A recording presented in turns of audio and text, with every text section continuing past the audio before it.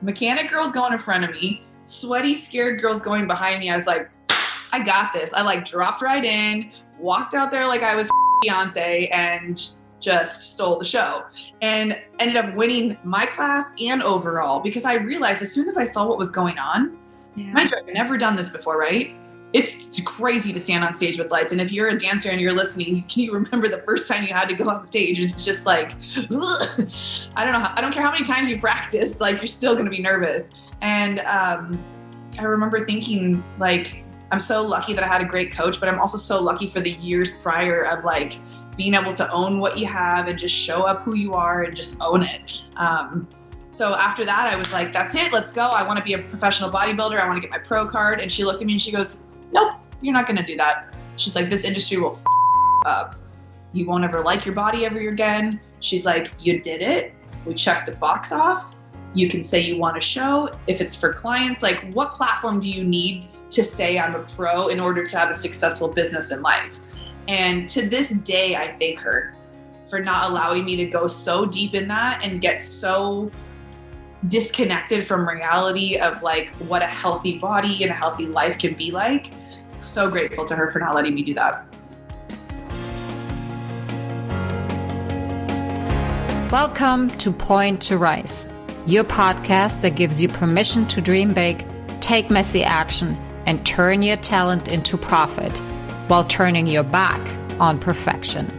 My name is Susanne Puerschel, high performance and mindset coach, former international ballerina, profitable entrepreneur, and founder of Point to Rise, a movement designed to empower dancers. It is my mission to use my own story as an inspiration for today's generation of dancers. And now sit back, stretch, warm up, or sip your coffee and love learning how much it matters to point at yourself first to rise to all that you are capable of.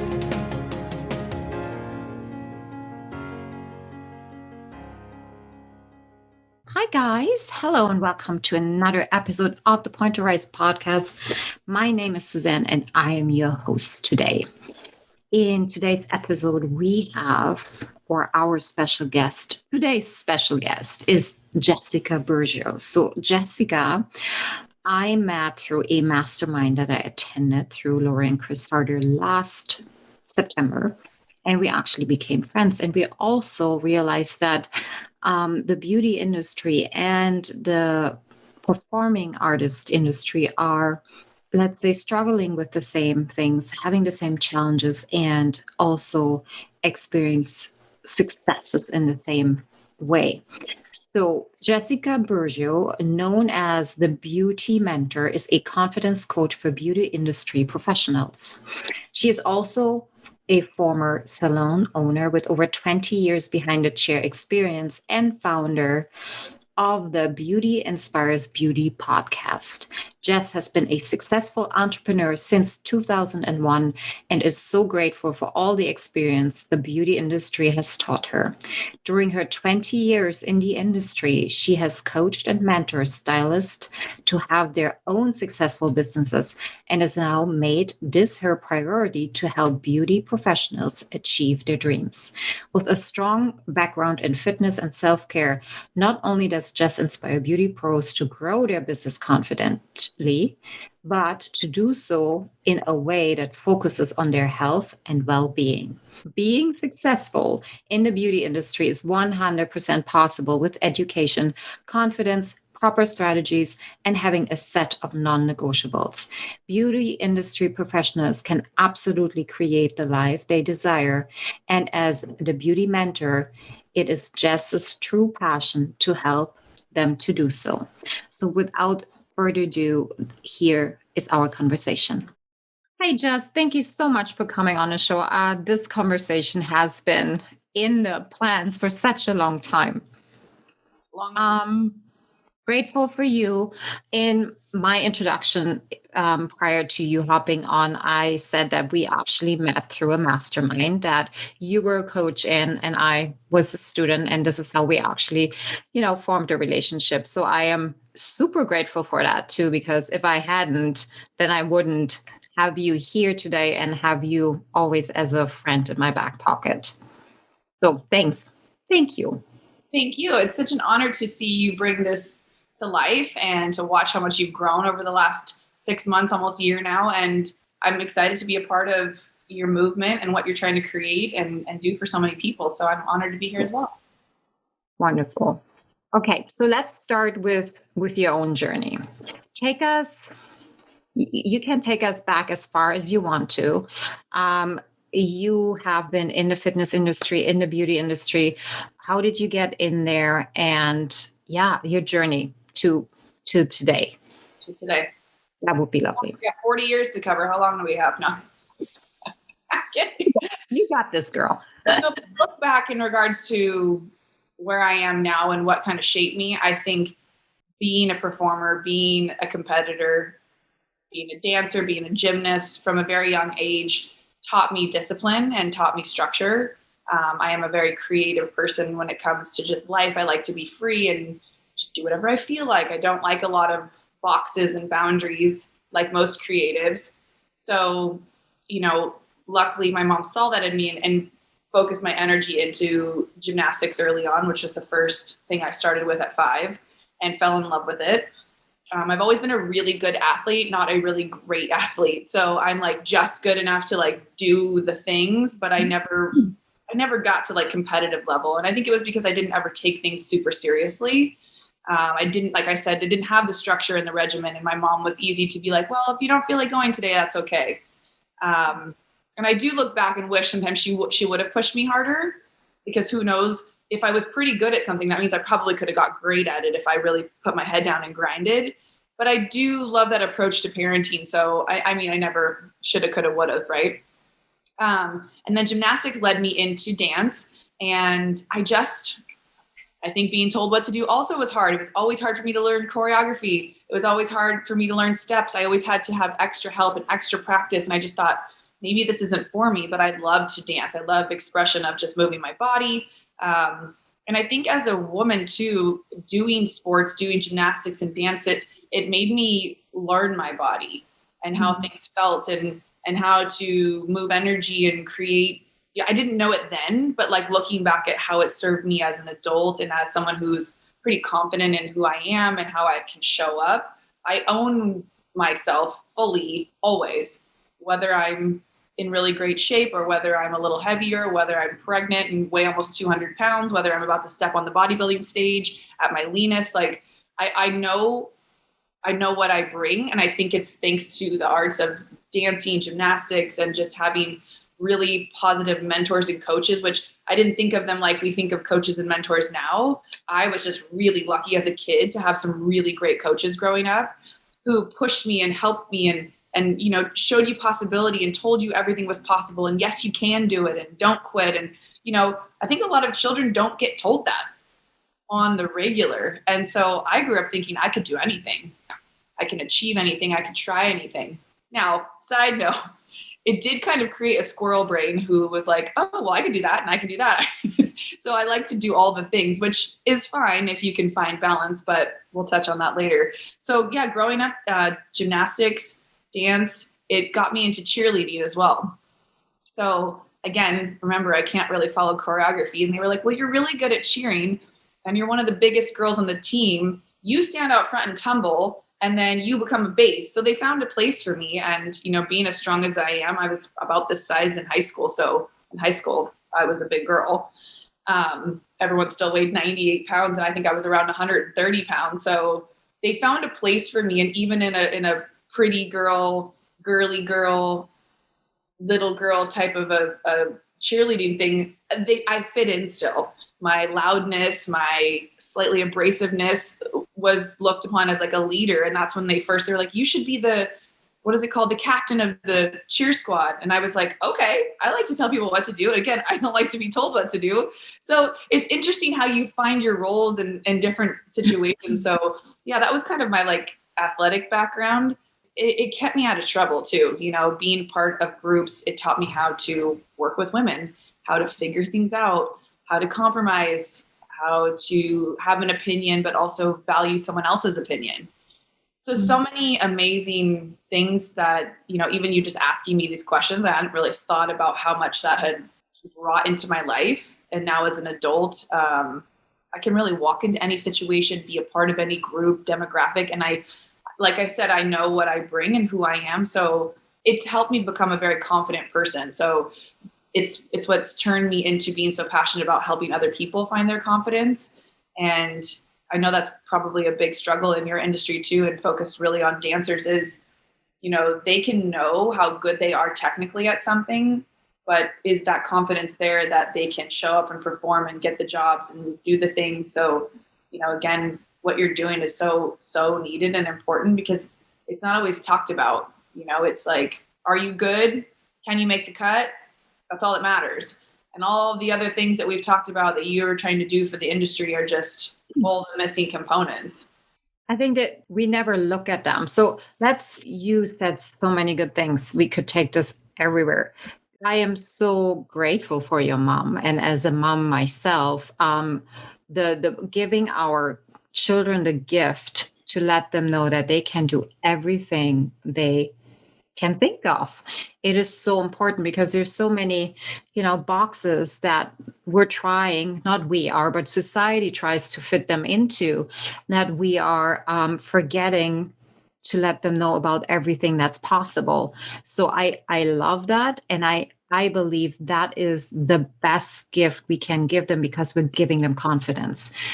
And confidence is so important to be able to fulfill your dreams, to believe in yourself, to make everything happen. You can have all the skills you want to. If you don't believe in yourself, if you don't have that confidence, forget it.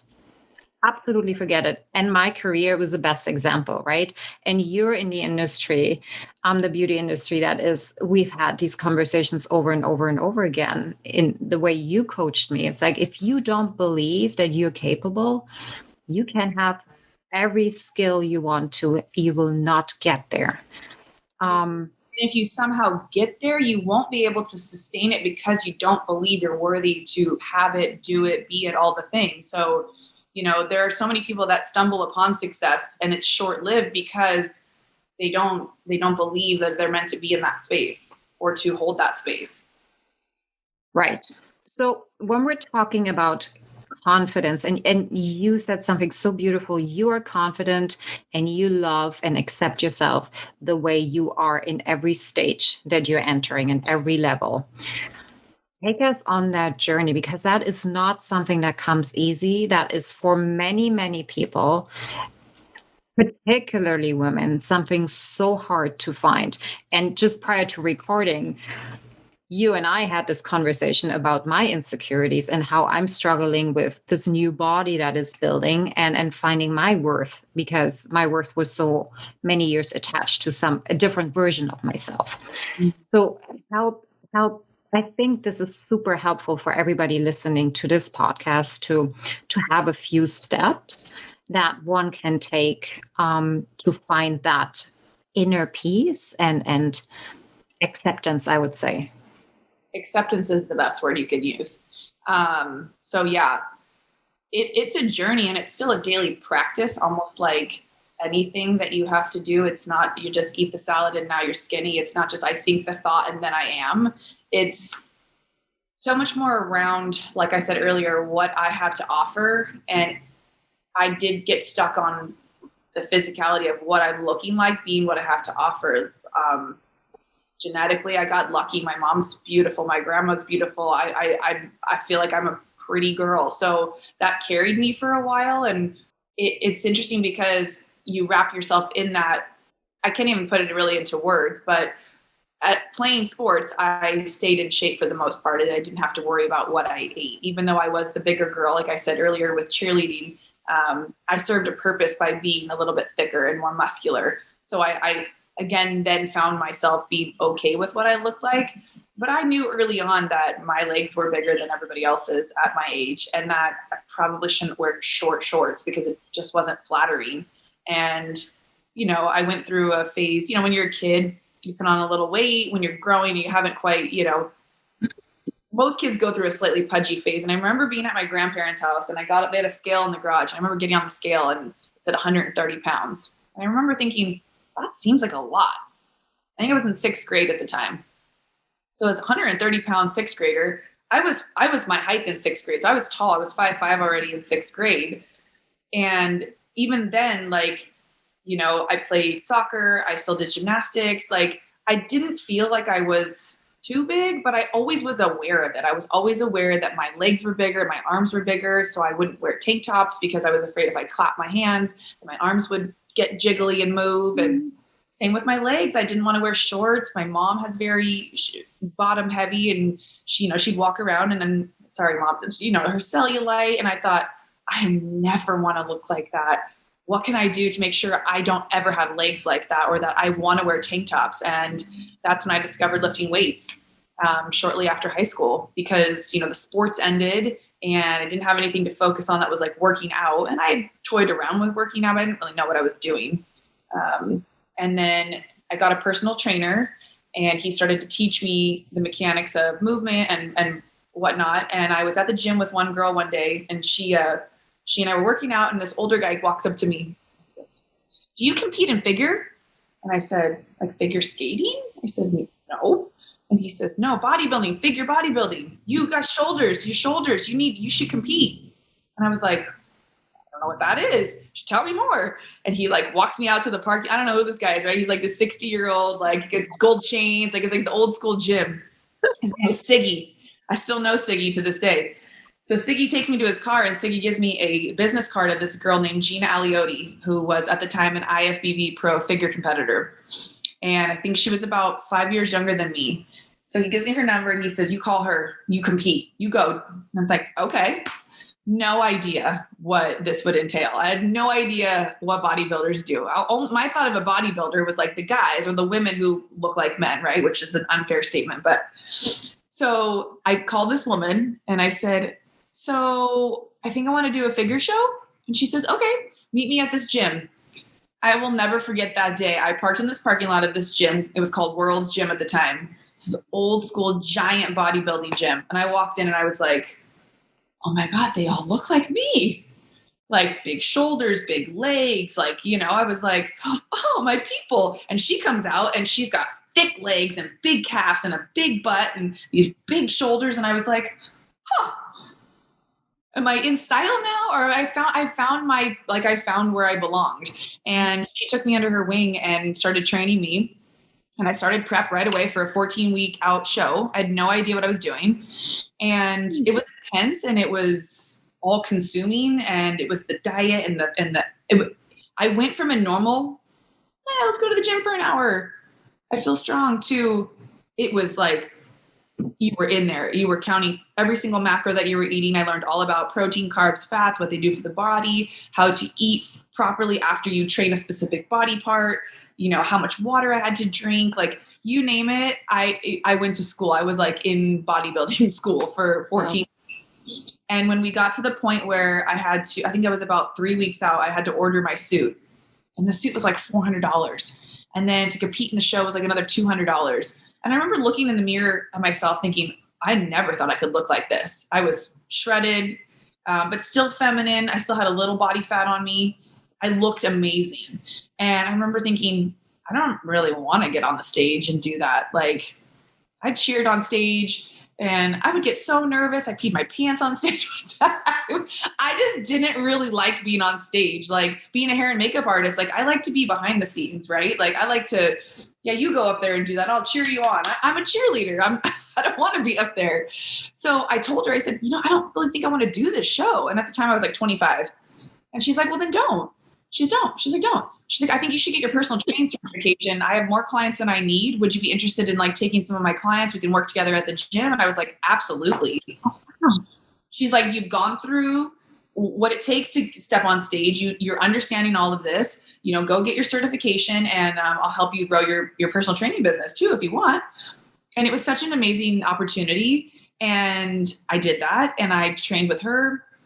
I trained some of her clients. It kept me in shape. I did put some weight back on, but I learned what would get me to look like that. I learned what I needed to do to like take off a couple pounds and like when it was okay to go indulge. We called them refeed meals. And so I really got in tune with like how my body responded to food and all of that kind of stuff. It felt empowering rather than restricting at the time.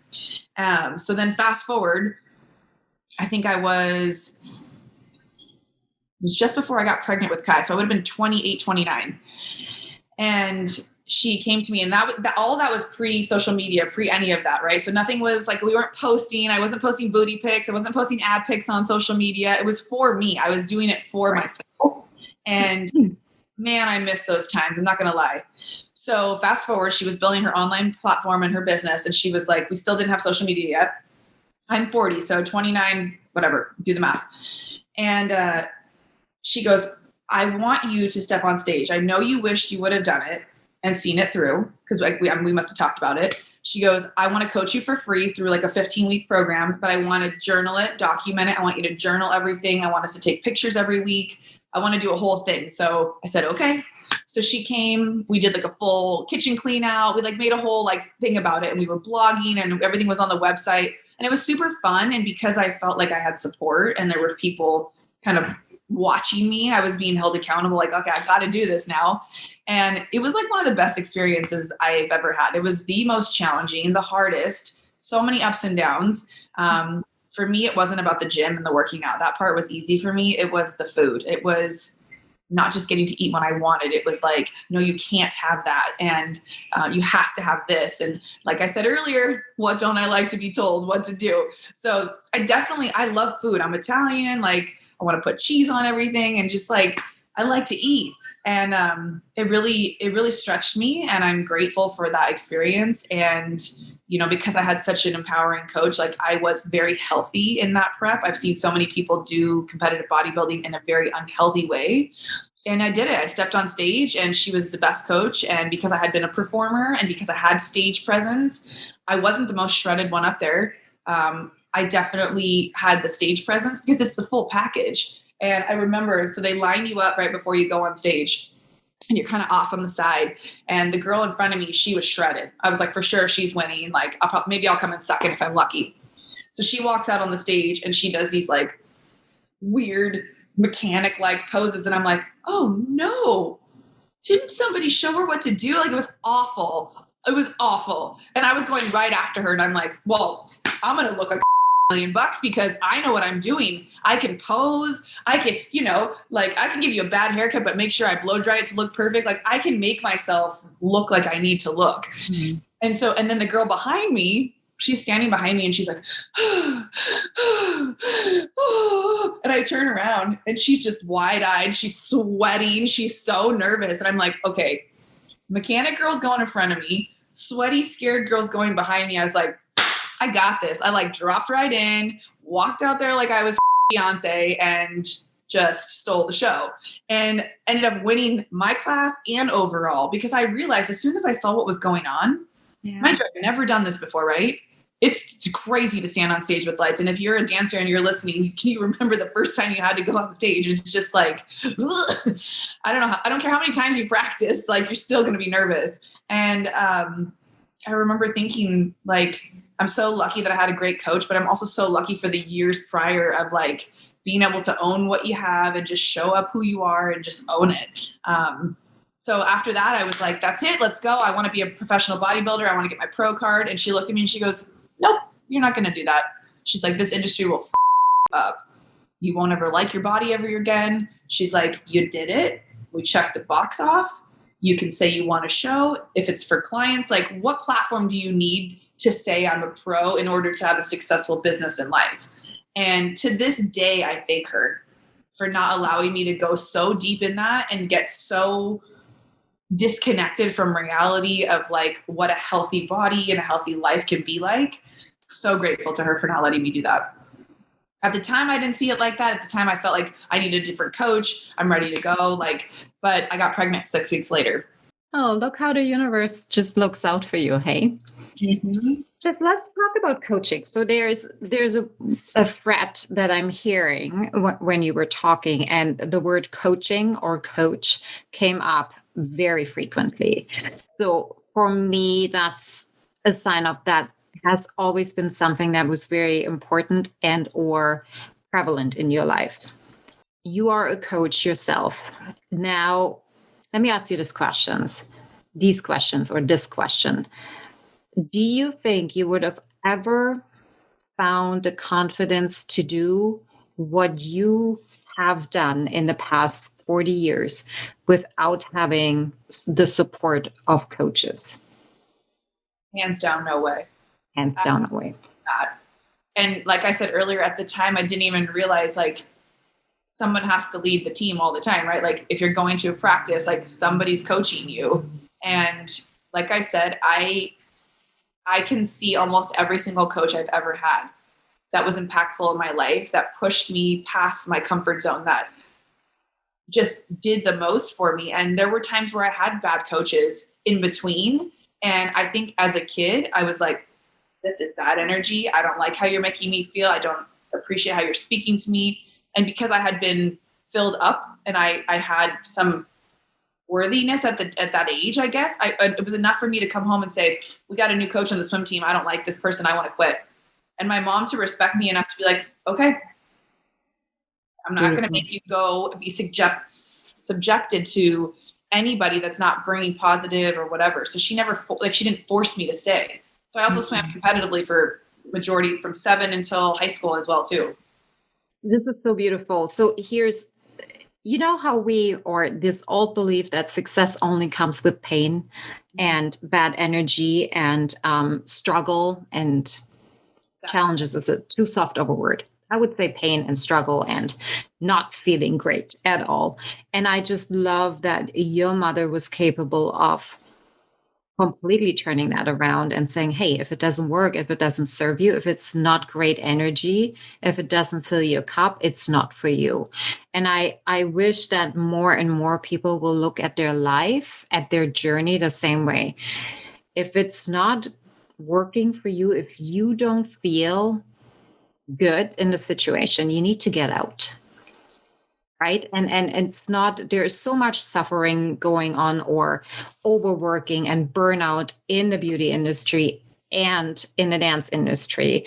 And both are under the belief that success will only rise out of that feeling of unworthiness and pain. And this is why having coaches that have been through the reins, I would say, is the most important decision you will ever make in your life. So talk about confidence, like why you are a confidence coach. And I am so grateful for that, because that's definitely something that I have been lacking for quite some time. And our monthly calls was always something that I had looked forward to, because it gave me that injection of I can do this. P.S. We need to beep all the F's in here. I think this is the first episode, but this is how we talk. So sorry. No, don't be sorry. All good, girl. But this is what, you actually enabled me to get out of myself, parts of myself that I was ashamed of, like that woman, that potty mouth that's in there. And I'm no longer ashamed of it, even though the industry that I am in doesn't appreciate it and frowns upon. It's not something elite, whatever that is. So let's talk about confidence. Why did you become a confidence coach? So it was an evolution to get to the point where I'm calling myself that, or that is the main kind of umbrella that everything else kind of falls underneath. What I noticed as I started to open up myself to coaching and to mentoring, because this is a new space for me as well. It's only been about 2 years that I've been focused on growing that business. Now, have I always poured confidence into people I worked with or other up and coming hairdressers that were apprenticing with me? Yes, but I didn't realize what I was doing by building that confidence within them and teaching them and showing them that they could, and trying to represent the way I was treated growing up in the industry. There were many ways that, yes, the pain and suffering and the bitch work and the things, that scrubbing the toilets and working 12 hours as an assistant and doing all of the washing bowls, but not learning how to do hair. And, it didn't have to be that way. And so I knew I can give value and I can teach this person to be an epic hairdresser a different way. It doesn't have to be that pain, suffer, or struggle for years before you're allowed to grow and do the thing you got into this industry for. And so when I first stepped into the space of coaching, I said, I want to help beauty professionals make six figures. That was kind of like my go-to. That's what I'm going to help them solve a problem. They're close, but they're not maintaining the six figures, or it's hard for them to keep building their clientele. And, that's where I thought I would be best served, because it was something that came easy for me. I hit six figures in my career early on within, a year of being behind the chair. And I thought, why isn't everybody making at least six figures? So I tried to navigate that for a little while. And it did draw in some clients, but what at the end of the day, every call would be more so not that they couldn't figure out how to make the money. They didn't know how to show up to attract the kind of clients they wanted. And for some reason, when we would talk numbers, or when we would talk about charging for their worth or their time, they didn't see it that way. Yes, they wanted to charge more. Yes, they knew they should be charging more, but for whatever reason, they were getting in their own way. And it all boiled down to worthiness, which to me comes from a sense of not being confident. You can't feel unworthy and be confident, I don't think. No.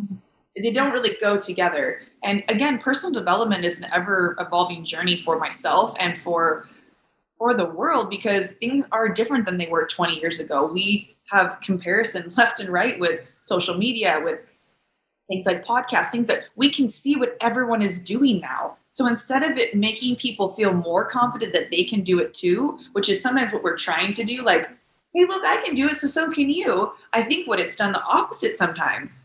Oh, that's already being done. I can't do it too. Right. Oh, they're already so much better than me. I'm never going to be that good, so I might as well not do it. Oh, I don't really need to make that much money. It's not that important to me. The money stories. I don't need to make that much money. It's not that important to me.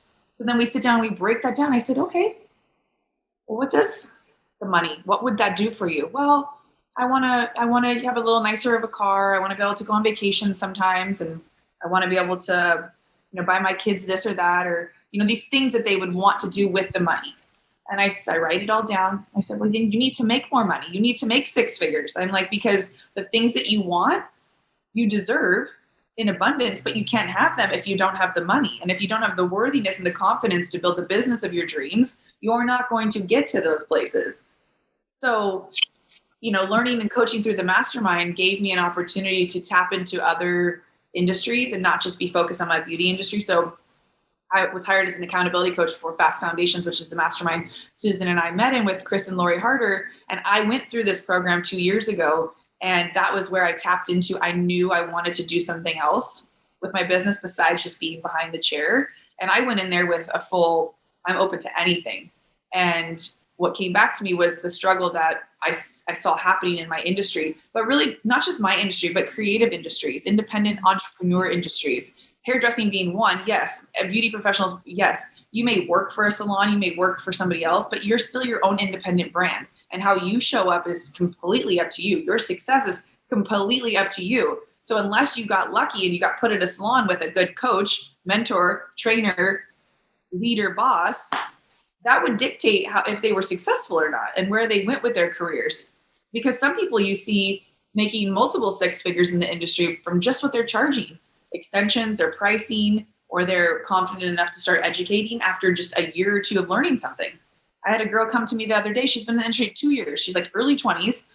And she's like, I really know I need to hire somebody to help me kind of navigate the business side of this. I want to start educating and have my own membership and all these things that at 25 in the industry didn't even exist, for one, back when I started. And two, I didn't even know, you don't know what you don't know. I didn't even know it was possible to create that extra revenue or do something else besides just stand behind the chair and trade time for money.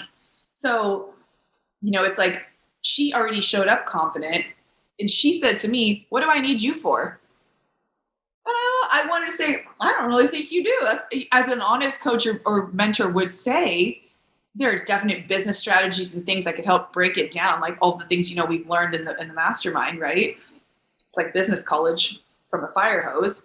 But when she came to me and I said, yes, I want to create more people that feel about their business and life like you do, Mm-hmm. So even if she doesn't hire me as her coach, I'm still staying close to her energy and how she's showing up, because, that's the goal to be able to empower people to do that. But yeah, without the worthiness component, without the belief, you can't have the confidence. So it's just getting those layers peeled back as to where that comes from. And it's all conditioned stuff that we dealt with as children or growing up, or, so many different layers to that. I love how you took it apart. I see more and more that particularly in the arts, everything is so black and white. And there is one statement, one saying, and that's it. And the inability to take it apart is actually what helps evolution completely back. And that's why we're talking. This is why we have conversations, is to actually to get to the root of all of the things that we're experiencing in life. What are our triggers? What's holding us back? And showing up confident is such a big part of finding fulfillment and success in your life. Last question, my love, to put a bow and no, not a bow on it. Last question. And then I want to give you some room to shine and share what you're doing.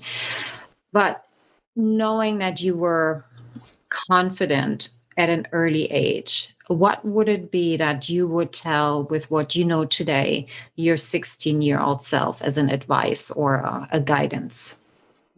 That's good. And I do want to give your guests tangible ways that they can build the confidence too. My 16-year-old self, man, she was a little awkward. 16 was an awkward age for me. Braces, I think, acne in high school, curly frizzy hair. And at the end of the day, I tried to hide when I was 16. I tried to be less than my normal self. I realized I was louder than most people. So if I could go back, I would tell her, rock that curly hair, smile bigger, show your braces. Who cares if your legs are jiggly? Just be yourself, because people attracts like if you can show up authentically as who you really are, the right people will come into your life, the right opportunities will happen. And to not think that you're less than because you're not 98 pounds or whatever the case may be, just own it. Just own it. That's right. Be yourself. It is so important. And I can't tell you how many years I have struggled with that. And it's still a journey for me to find out who is that person actually, because she's been in the box for so many years, like the lid's off and I'm peeking my nose out. And it's such a freeing feeling, it is. So thank you for bringing that up. Let's talk about confidence. Give us something tangible, particular for people that have these worthiness issues. Perhaps they're not even quite aware of that is what's going on. What are a few practices or questions that one could self-journal about or ask oneself? Definitely. So there's two parts to that. I think if you don't feel confident, you know this. So yes, when you said they may not even know, I think it's the little self-sabotaging things where we start to do things to build it up, but then we get in our own way. So ways to get out of your own way to start to build those confidence muscles, because I do believe confidence is a learned skill set. It is something that anybody can master with practice.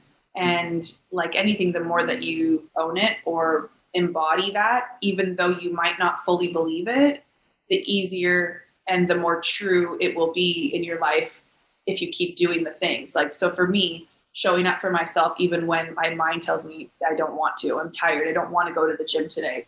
I show up every day knowing that it's for the greater good of how I'm going to feel the rest of the day. So my mornings are sacred to me. I wake up early, I journal whatever is coming up for me, and I release it in the journal. And then I release it with energy at the gym or with a walk or with a run, so that when I come back and start my day, there's nothing carried over from the day before. So those things can make you feel less than. They can make you feel not confident, because if you had a bad day or if something didn't go right the day before, it can weigh you down. And when we're down here, you definitely don't feel confident. So by clearing space every morning, whether it's a walk, whatever kind of movement that you love doing, or sometimes you don't like doing, that is everything for me. You don't have to wake up at 5 like I do. You could do it whenever. But the first thing in the morning, get rid of all of the shit. Whatever's coming up, like you and I talked momentarily right before, how you were feeling. That needs to get put somewhere so that you can get your day. That needs to get set over here. Okay, that's a thing. I feel you. I honor that. I'm going to come back to that when I'm ready to dissect it. But today I got stuff to do. And I'm not going to let that feeling ruin the rest of the things I have going on. So when you can start to compartmentalize, and that's a little bit more in your masculine. So for people who live more in their feminine, that can be hard to do, to put that in a box, because if you are more sensitive and more in your feminine, you want to like swim in your shit, and you want to just sit in it, and you want it to just like your messy purse, right? Like everything's in there. Where when you can compartmentalize things and like, that's not going to serve me today, being that person or feeling like that. I'm going to focus on what I need to. By doing those, that builds confidence. And the next morning, you're going to say, this is all the things I accomplished, which is back in your masculine, right? And so therefore, I feel like I'm going to have another great day, or I know I can do those things, because even though I felt that way about myself or my head wasn't right, I still was able to do the things I needed to do. And with that kind of yin and yang, like those feelings will always come up. It's the way that you are able to handle them. You know, going from being the leanest on stage to 6 weeks later being pregnant, I went from 130 pounds to almost 200 pounds 9 months later when I gave birth. I would talk about a mind, you know what? Like if I would have put all my worthiness on what I looked like after that, I would have been postpartum, miserable, stressed. Like I already knew that having children would be challenging. But you never have an idea until you have it. And every kid is different, right? So it's like, in that moment, I could have either looked at myself and felt terrible, which I did. And then I could look at what I was able to create. And the reason why I was looking like this at the moment was because of the greater good of that. So I just focused all my energy on being a good parent. I did what I could. Every day I moved, I did something. And a couple years later, I competed again in a bodybuilding competition just to show that I did. And I was probably 25 pounds heavier than all the women on the stage next to me. But what did I do? I owned it. I wasn't up there for them. I was up there for me to see if I could do it again. So by making myself do another competition, by making myself get up there and own it, it rebuilt the confidence that, yeah, I'm not going to walk around like that all the time, but I know I can still do it. So, this is so beautiful. You know, the showing up for yourself is the most important part. And we forget at times that is really what it truly matters. Building that confidence, that having these agreements with yourself. I had a conversation with my husband yesterday on our evening walk. It's like, listen, I think I need to be more intentional about keeping agreements with myself. So I started with every morning, I write down 2 things that are absolutely non-negotiable, because I am a really good negotiator with myself. I can negotiate myself out of everything that's uncomfortable. You can relate to that. Yes. Right? I'm sure everybody Yes. And I don't know if we can like labels add too much feminine, not too much, but feminine energy, but it's definitely choosing the short amount of discomfort below the greater comfort in the bigger picture on what's, out there in 6 weeks. What is that going to do? So the more and more I'm learning about myself and understanding me, gaining awareness on how I work and what I need, the more and more I can pick it apart, and the deeper I can get into the layers, which that is the journey of self-development. And in order to be successful, to be the best version that you can be and want to be, that's the process. That's just what you have to do. I strongly believe that's just how it goes. This is what I learned. So really being able to make these agreements with yourself, and then really holding yourself accountable to accomplishing that. And that's not checking something off the box. It's not, it is something that gives you confidence, because if you can show up for yourself, you gain confidence in yourself. If you don't trust yourself, how are you going to trust somebody else? How do you put your own trust and love in somebody else's hands if you can't see how magnificent you are? So would you agree? Like that was a little rough, but that was that's where I'm at right now. Yeah. Love to That's hear you. 100%, because so that's something I teach in my program, which is non-negotiables and creating boundaries.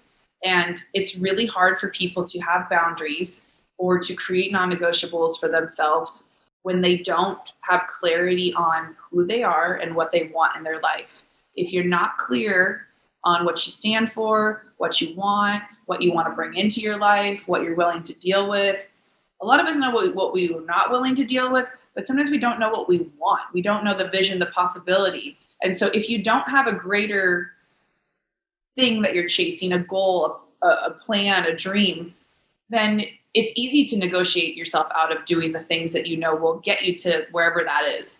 But because you're so focused on what you have a dream and a goal, and it's bigger than just you. It doesn't involve just you. You've made it about helping so many other people and creating this massive impact and hoping it'll have a ripple effect for generations to come. You show up because it's not necessarily about you anymore. But you know, if you're not your best version of yourself, how can you create any change for your industry? So now being intentional becomes a little bit easier. It's not about, well, I'm not motivated today. I don't feel like it. When you have a purpose and a passion, it's not about feeling like doing it. It's not about being motivated. You know what needs to get done, and then you just do it. It's like people ask me all the time, how do you stay so motivated to go to the gym all the time? I'm like, I don't want to wake up at 4:30 and go to the gym. I know that I'm a better mother, a better leader, a better coach, a better human, a nicer person. If I give myself that time, it has so many other benefits. It's for the long game, so I can play with my grandkids. I'm doing things now for myself that will pay me back in 20 years. You know, so when we think so granular, when we think so now, like this is a time where, you know, people want instant gratification. They want to eat a salad and be skinny tomorrow. They want to try out one time for a dance show and get the thing. They don't want to put the work in anymore. Nobody wants to put the work in. And I see this in the industry with people wanting to become coaches too. They think they want to create one program, and why don't I have anybody signing up? Well, you've got to put the work in. And the work is working on yourself. And that's a lot of times what people want to skip over. They have a goal and a vision. They're over here, but they want to skip all the hard, sticky, feely shit, the mindset, the scarcity, the money issues, the confidence, all the things. And they just want to do the thing and then go. Yeah. Well, you got to do the in-between stuff.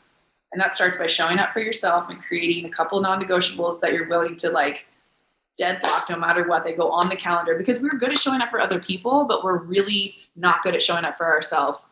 And if you're like me and you tend to be like a procrastinator, some people think being a procrastinator is like being lazy.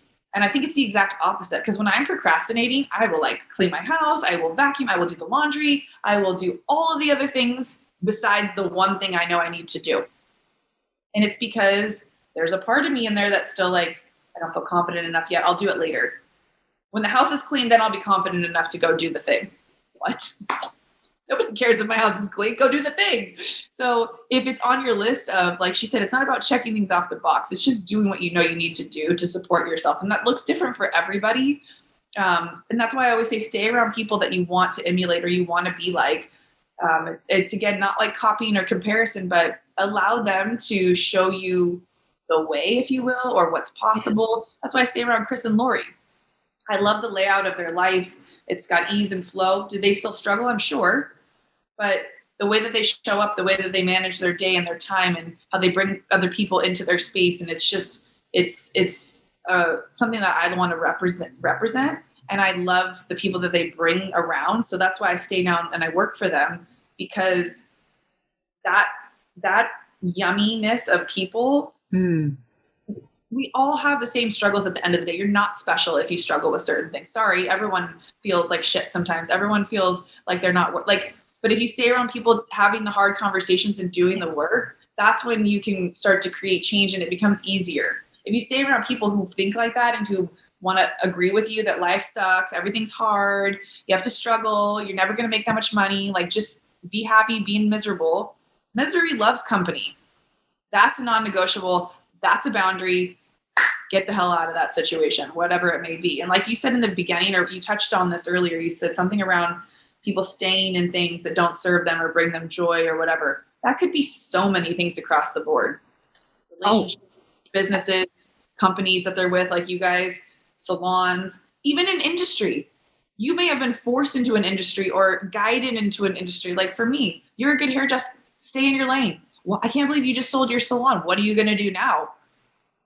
What, as if I couldn't be good at anything else because I'm so good at being a hairdresser that I must definitely going to be a failure at anything else I try. I was like, wow, like people don't mean to put their shit on you, but they do. Do you know what I mean? Like it's crazy. So wow, yes. We could talk for hours on this. It's so important that you then, surround yourself with the right people, with the yummy people. I love that analogy because it is true. As uncomfortable as I'm still in that crowd, and it makes me question my own abilities, yet I crave it because I know it pushes me outside of where I'm at right now. And I know that who I want to be is outside of that lane. It's where, whatever that looks like, I know I'm capable. I'm just still, you know what? No, I'm not in my own way. I'm downplaying myself. I'm not. I have grown so much over the past year that I don't even know who that person was back there. So correct me if I'm wrong, but this is what I've heard so many times, and that I'm running into disbelief at times, but I'm so firm around you can have all the skills, you can have all the goals, you can set yourself up with all the things in your life to achieve your goals. But if you don't have the right people surrounding you, you're not set up for success. And this is why getting yourself outside of the circle of the naysayers and the non-supporters and the people that are acting as your anchors. And sometimes you don't even know it until you level up and find other people that challenging your beliefs, that these people are actually keeping you where you're at right now. So let's take both of our industries. Because I know artists like to just mingle with artists because that feels safe. And I remember the excuse always was, what other people want to understand me. They don't understand what I'm going through and what I'm thinking. Is that elite kind of approach to who they are. And that is exactly the reason why the arts are still where they are at, somewhere in the 1970s, because nobody's looking outside. And the world has evolved so much in the past 20 years. As you said, you now have somebody coming to you. Okay, I am a hairdresser. I am trading time for money, but I have found 5 different ways on how I can create an extra stream of income. And that is the thinking that we're looking for. That's where your growth is. This is where you have to evolve to in order to show up as that best version on wherever your stage is, to attract people that will come and pay for what you have to offer. Okay. Jess, where can we find you? What are your offerings? Do you have a podcast? Give us all the good stuff. Everything will be in the show notes, but I want you to get in the spotlight right now and talk what you have to offer. So if you need uplifting motivation, or your hype girl, if you will, you can follow me at Jessica Burgio on Instagram. That's where I spend most of the time and I hang out. I love sharing inspiring messages and kind of sharing what it is that I do with coaching. I always try to give tangible takeaways. I do have a podcast called the Beauty Inspires Beauty Podcast. The premise is to share success stories of the industry, kind of pulling the curtain back for how people got from step one to how you see them being super successful now, because everybody started somewhere. And, being in the industry for as long as I have, I've seen so many people come up and create so much success. So I wanted to bring them on as guests. We've also branched out to having people in different industries on the podcast, also sharing their success stories. So tons of motivation, tons of inspiration, and just, reiterating the possibility that whatever you want is out there for you. And if confidence is something that you struggle with, if worthiness, knowing it, that is what I'm hoping to share, grow. So you can find me there. I also have a website that you can kind of pick apart and get some good takeaways from too. But yeah, that's where I like to spend some time. And I do offer one-on-one coaching as well. So wherever you're at, I can meet you in your journey and help you kind of dig deeper and figure some stuff out. So that's my specialty. And you also have a really cute line of items that she's wearing right now. Beauty inspires beauty. Comfy little, we have crops and some sweatshirts, some fun coffee mugs. But yeah, we're looking to expand that line too. It's fun to spread the love. It's a little movement that means a ton to me. Just empowering my industry and empowering, creative entrepreneurs in whatever capacity that they are, that they can do so much more than just trade time for money and stand behind the chair. Oh, I love that. Just thank you so much for showing up. Thank you for, going on that journey and going through all the icky stuff and showing what that's like and drawing all of your knowledge from that. So I dearly love you and I'm so grateful for you. Thank you for being here today. My pleasure. Thank you. Thank you so much for listening. If this message resonates with you, please pass it on to someone who needs to hear this right now. And if you like what you've heard, your feedback will go a very long way. If you just take 30 seconds and leave me a 5-star review, that would mean the world to me. Till next time, point at yourself to rise to all that you are capable of.